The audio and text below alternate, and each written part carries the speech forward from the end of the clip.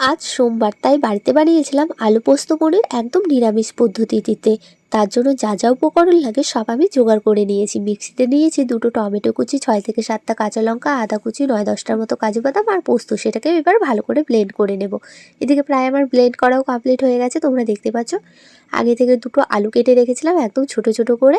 তারপর একটা পাত্রে নিয়েছি পনিরের টুকরো, তার মধ্যে দিয়েছি অল্প একটু হলুদ গুঁড়ো, লঙ্কা গুঁড়ো, সামান্য লবণ। সেটাকে ভালো করে মেখে নিয়েছি। কড়াই করে তেল গরম করতে বসিয়ে দিয়েছি। তেলটা গরম হয়ে গেছে, এবার পনিরের টুকরোগুলো ছেড়ে হালকা করে ভেজে নেব। এদিকে প্রায় আমার পনিরের টুকরোগুলো ভাজা কমপ্লিট হয়ে গেছে, তোমরা দেখতেই পাচ্ছ। এবার ওই তেলের মধ্যে আলুর টুকরোগুলো ছেড়ে দেবো, দিয়ে দেবো সামান্য একটু হলুদ গুঁড়ো আর লবণ।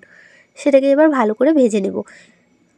এদিকে প্রায় আমার আলুগুলোও ভাজা কমপ্লিট হয়ে গেছে, তোমরা দেখতেই পাচ্ছ। এবার ওই তেলের মধ্যে আগে থেকে যে মশলাটা আমি ব্লেন্ড করে রেখেছিলাম সেই মশলাটা ছেড়ে দেবো, দিয়ে দেবো তার মধ্যে স্বাদ মতো লবণ আর হলুদ গুঁড়ো। এবার মশলাটা ততক্ষণ কষাতে হবে যতক্ষণ না মশলা থেকে কাঁচা গন্ধ যায় আর তেল ছাড়ে। মশলা থেকে কিন্তু তেলও ছেড়ে দিয়েছে আর কাঁচা গন্ধটাও চলে গেছে। এবার ভেজে রাখা আলুটা আমি দিয়ে দিয়েছি। এবার সেটাকে ভালো করে কষিয়ে নেব।